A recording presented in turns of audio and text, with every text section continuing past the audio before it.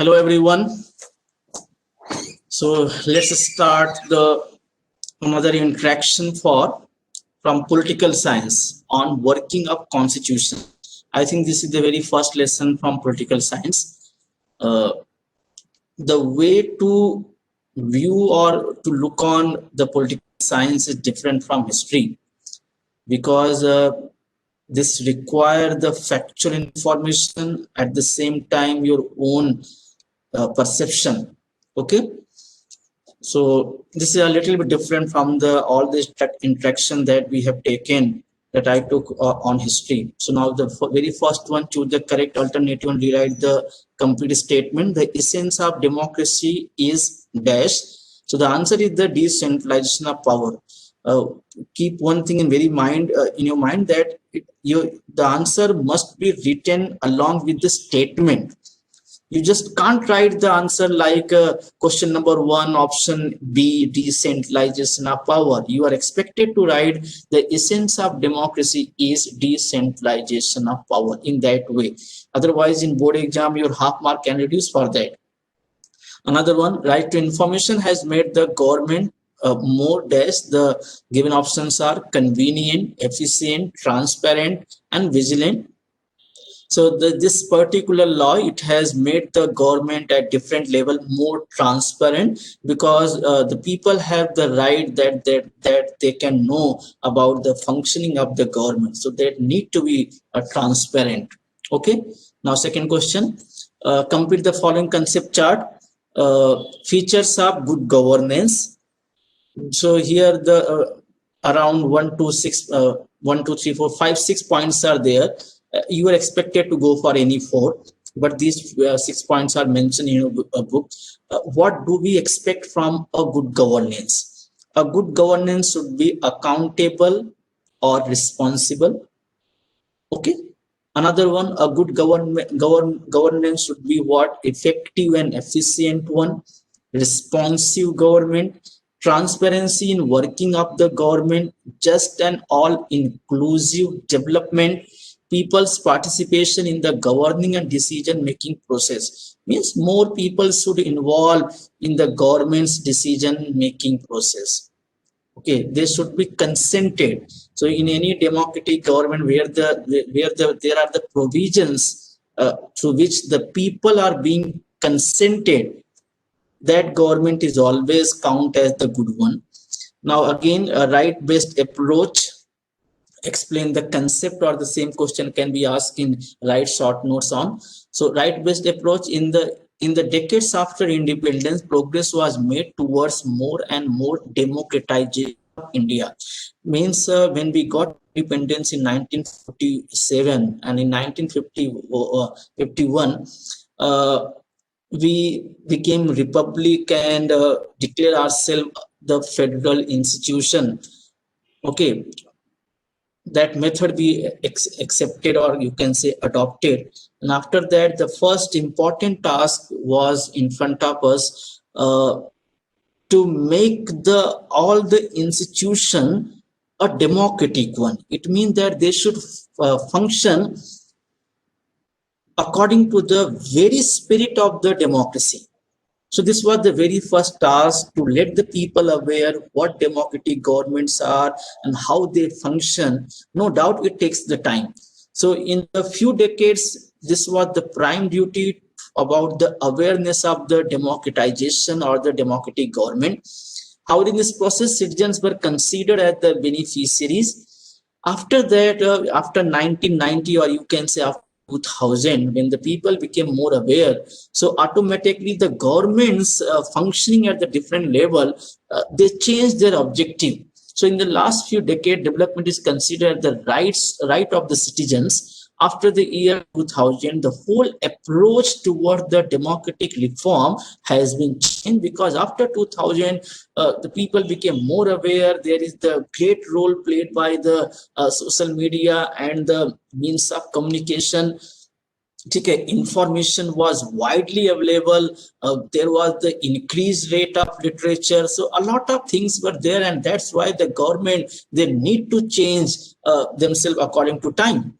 So after the year 2000, the whole approach toward the democratic reforms has changed. Democratic reforms are considered as rights of citizens. Accordingly, citizens in India have got the right to information just after 2000, right to education, food security, and these rights strengthened democracy in India. So that made Indian democracy the strong one. Then another one, decentralization of democracy. This is another very important feature of the democratic government, that there should not be the centralization of the power. Power should not be concentrated in one hand or at one place. There should be the involvement of the more and more people. There should be the various levels of the government. There should be the various organs of the government. And country like India, which is multi-diverse and multi-linguistic nation, okay, and for such kind of nation, satisfaction of each community is very important one, and for that purpose decentralization of power is the important tool. So wherever the democratic governments are there, this is the important component. Power should be decentralized. It must not be concentrated in one hand or at one place.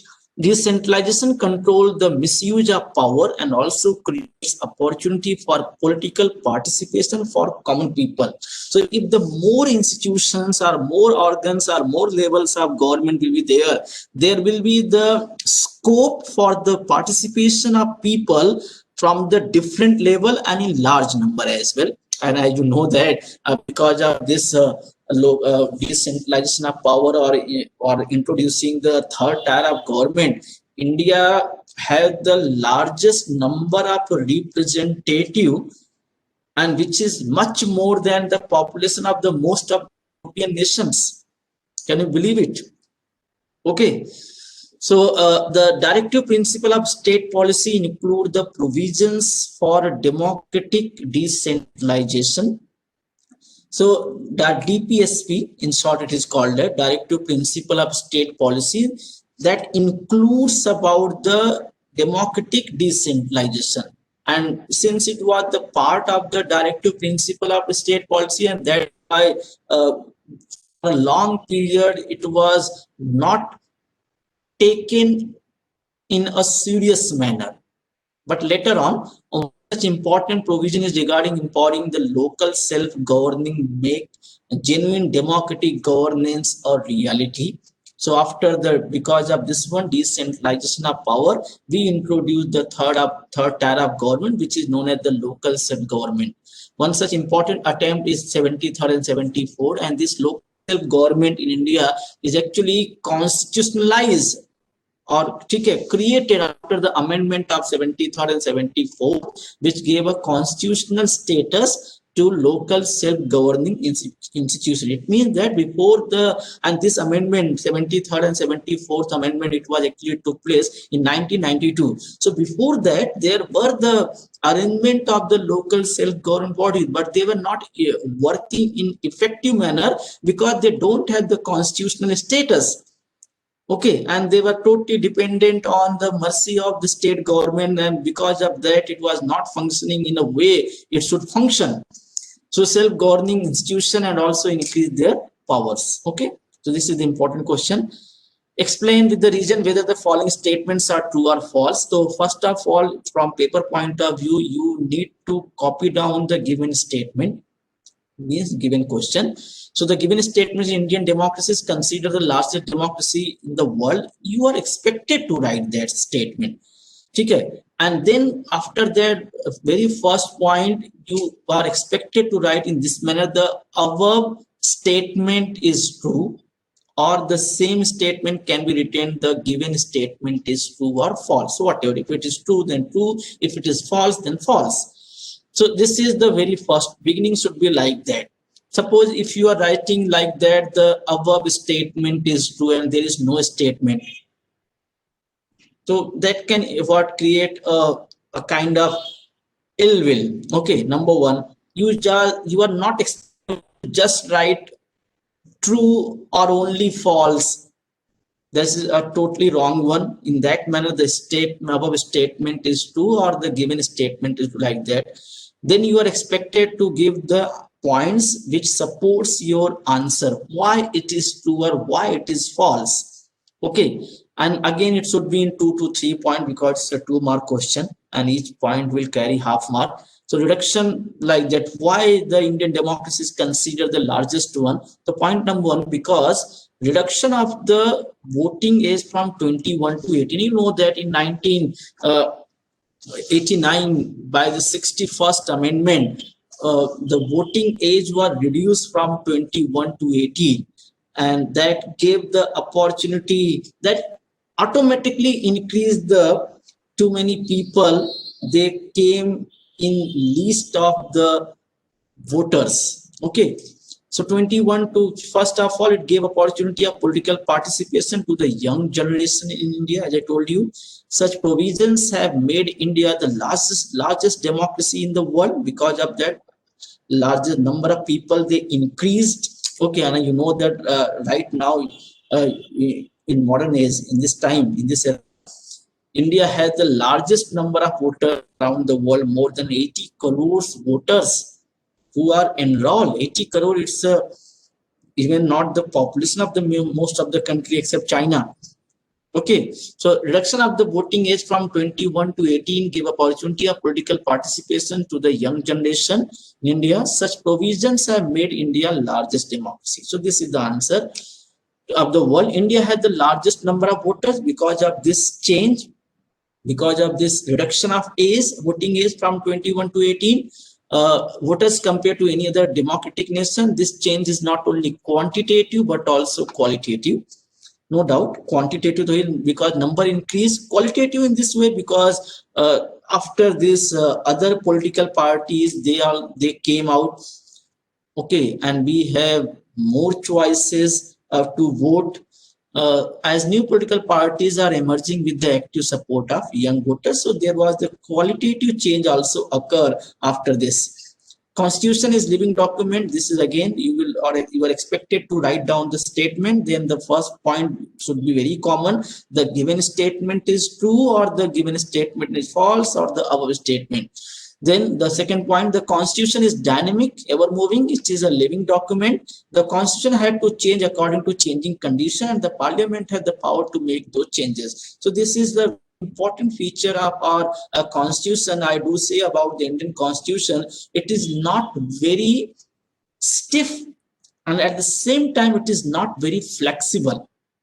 Okay, so our maker of the constitution, they make the constitution in such a way that whenever is anything required to change it, to amend that, yes, it can be done easily. But at the same time, you can't change the very basic structure of the constitution. So in that manner, it is not very flexible and it's not very stiff.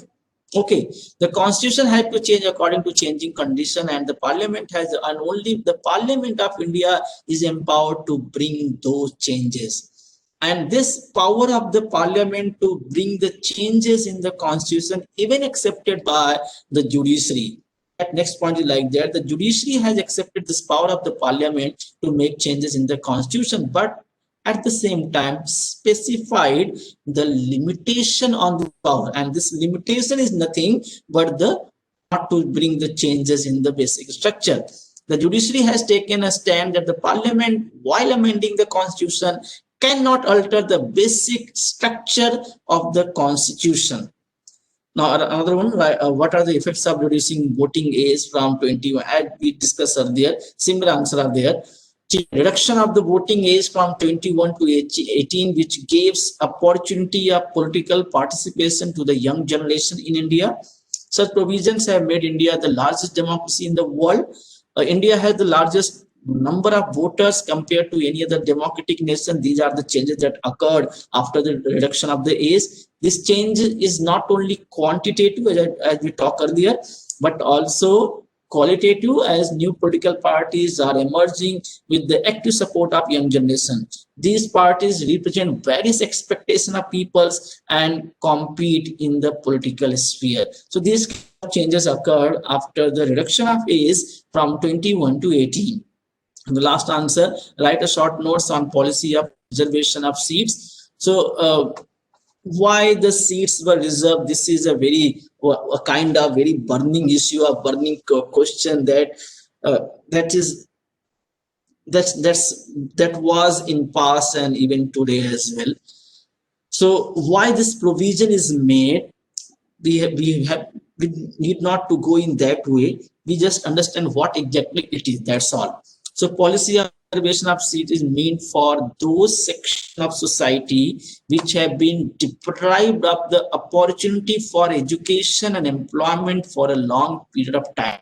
So in ancient world, in ancient period, a particular section of the society, because of the way the society built up in period, in that era, the uh, a particular community haven't got the opportunity or the more chances or more preferences to come forward and to be educated, and that was responsible for the lack of literacy rate, lack of good standard of living. A lot of things were there. So for such type of people, for such type of community, accordingly, in educational institution and in government services, some seats are kept reserved for scheduled caste and scheduled tribes. So to bring these community in mainstream, they require the favor from the government side, from the what, from the constitution. The constitution and the government, okay, the constitution empowers our government that to show the favorism to these so-called depressed community. And there is also a provision of reservation of seats for the other backward classes. So this is the way to bring such community in the mainstream. Okay, so that's all. Hope so will help you in your upcoming board exam. So best of luck. Thanks a lot.